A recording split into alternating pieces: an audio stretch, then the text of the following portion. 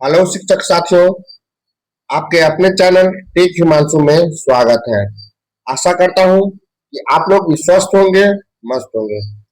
साथियों, इस वीडियो में हम लोग चर्चा करेंगे कि सभी शिक्षकों के लिए अब जो अवकाश की जो तरीका है वो नई तरीका लागू होने वाली है, नई नियम लागू होने वाली है और नई तरीके से आपको अवकाश मिलेगा। चाहे वो सीएल हो, चाहे वो एसएल हो, किसी भी तरह का अवकाश हो, उसकी स्वीकृति नए तरीके से किए जाएंगे। चाहे वो किसी प्रकार के शिक्षक हो, चाहे वो प्रधानाध्यापक हो, चाहे वो प्रधान शिक्षक हो, चाहे वो सहायक शिक्षक हो, चाहे वो विशिष्ट शिक्षक हो, चाहे वो विद्यालय अध्यापक हो, सिर्फ नियोजित शिक्षक को छोड़ करके सभी शिक्षकों का जो लीव है, छुट्टी है, उसकी तरीका जो है अब बदल रही है और अब लागू हो जाएगा नया नियम। तो चलिए हम लोग इस वीडियो में चर्चा करते हैं कि क्या है अपडेट। साथियों, वीडियो में अंत तक बने रहिएगा, तभी आपको समझ में आएगा। मैं आपको वन बाय वन बताता हूँ और समझाता भी हूँ। यहाँ पे देख सकते हैं पत्रांक 11 हाइफन 137/2024 अंश बिहार सरकार शिक्षा विभाग, प्रेषक धर्मेंद्र कुमार, विशेष सचिव शिक्षा विभाग, सेवा में सभी जिला शिक्षा पदाधिकारी, सभी कार्यक्रम पदाधिकारी, स्थापना बिहार। ये सभी जिला शिक्षा पदाधिकारी को बताया गया है। अब ये देखिए क्या है विषय।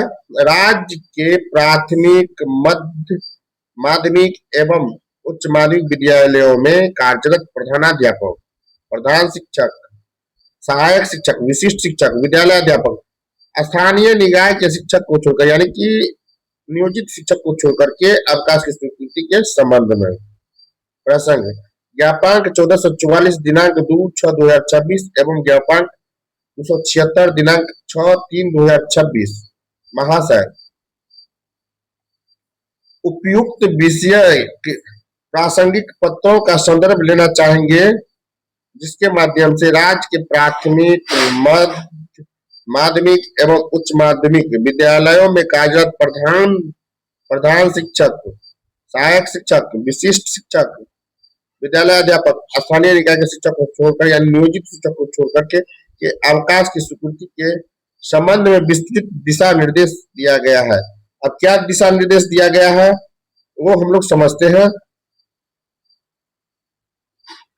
इस क्रम में अंकित करना है कि इस शिक्षा पोर्टल पर अवकाश मॉड्यूल, लीव मॉड्यूल पूर्ण रूप से क्रियाशील है। अब जो है इस शिक्षा कोष के द्वारा ही आपको लीव मिलेगा तथा शिक्षकों के सभी प्रकार के अवकाश आवेदन इसी पोर्टल के माध्यम से ऑनलाइन समर्पित एवं स्वीकृत किए जाने हैं। आप क्लियर देख सकते हैं।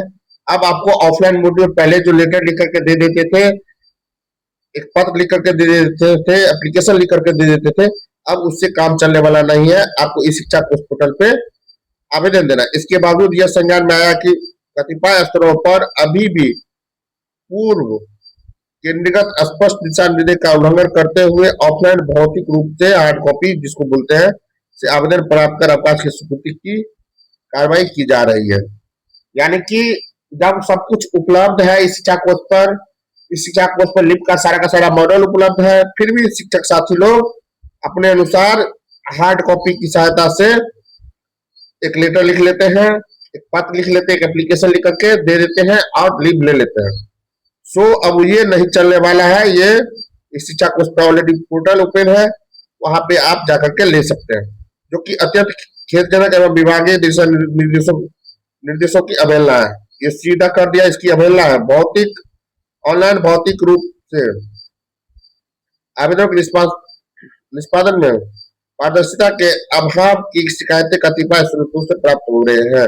यहाँ पर दिया जा रहा है कि जो आप ऑनलाइन नहीं दे करके एप्लीकेशन लिख करके दे रहे हैं, इससे परेशानी हो रही है।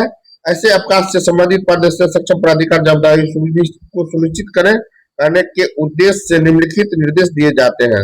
अब क्या निर्देश है? 3 निर्देश दिया हुआ है, हम लोग इसको समझते हैं। देखिए, पूर्व से प्राप्त सभी भौतिक ऑफलाइन अवकाश आवेदनों को दिनांक 4/9/2026 के पूर्व 100% निष्पादन कर लिया जाए। यानी कि 4 सितंबर से पहले जो भी ऑफलाइन है, जो भौतिक रूप से एप्लीकेशन लिख करके छुट्टी दी है, उस सबको 4 सितंबर से पहले ही पूरा कर लिया जाए। 4 सितंबर के बाद आप ऐसा नहीं कर सकते हैं। 4 सितंबर के बाद से आपको ऑनलाइन लीव लेना पड़ेगा। अगर आप सीएल भी लेते हैं तो आपको ऑनलाइन अप्लाई करना पड़ेगा। अगर आप एसएल भी लेते हैं तो आपको ऑनलाइन अप्लाई करना पड़ेगा, तभी आपको लीव मिलेगा। अब दूसरा नंबर पॉइंट देखते हैं।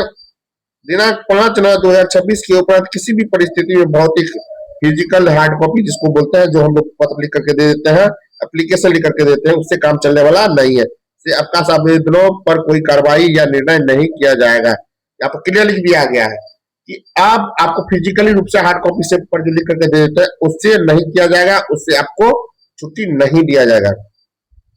तीसरा नंबर पॉइंट पर कहते हैं भविष्य में अवकाश संबंधी सभी आवेदन केवल ई शिक्षा पोर्टल के माध्यम से ही अनिवार्य रूप से ऑनलाइन स्वीकार और स्वीकृत किए जाएंगे। अब ई शिक्षा कोर्स के पोर्टल से ही सारा का सारा आपका स्वीकृत किया जाएगा, इसीलिए अब हार्ड कॉपी नहीं चलने वाला है। सिर्फ आप जाइए ऑनलाइन ई शिक्षा कोर्स पे लॉगिन कीजिए, अपने प्रोफाइल लॉगिन से आपको जो ई शिक्षा कोर्स का लॉगिन मिला है उससे जाइए, अप्लाई कीजिए और आपको अवकाश स्वीकार कर लिया जाएगा, तभी आपका अवकाश माना जाएगा, अन्यथा उसको गलत माना जाएगा।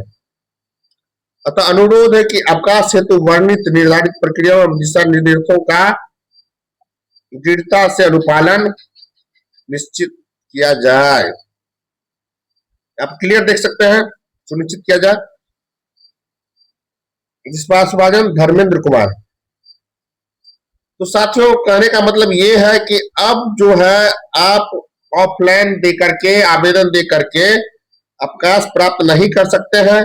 उसके लिए आपको ई शिक्षा कोर्स पे आपको अपने प्रोफाइल में जाना है, वहां पे यूजर आईडी और पासवर्ड डाल करके लॉगिन करना है और वहां से आपको लीव के लिए अप्लाई करना है। साथियों अगले वीडियो में हम आपको बता देंगे कि आपको किस तरह से अप्लाई करना है। अगर आपको अप्लाई करना नहीं आता है, तब तक के लिए अगर आप हमारे चैनल पर नए हैं तो चैनल को सब्सक्राइब कर दीजिएगा, वीडियो को लाइक कर दीजिएगा। साथियों नेक्स्ट वीडियो में मिलते हैं हम लोग नेक्स्ट टॉपिक के साथ। अगर आप कमेंट करेंगे तो मैं उस पर भी बना दूंगा वीडियो की आप ऑनलाइन आवेदन किस तरह से करेंगे। चलिए फ्रेंड्स, तब तक के लिए जय हिंद, जय भारत।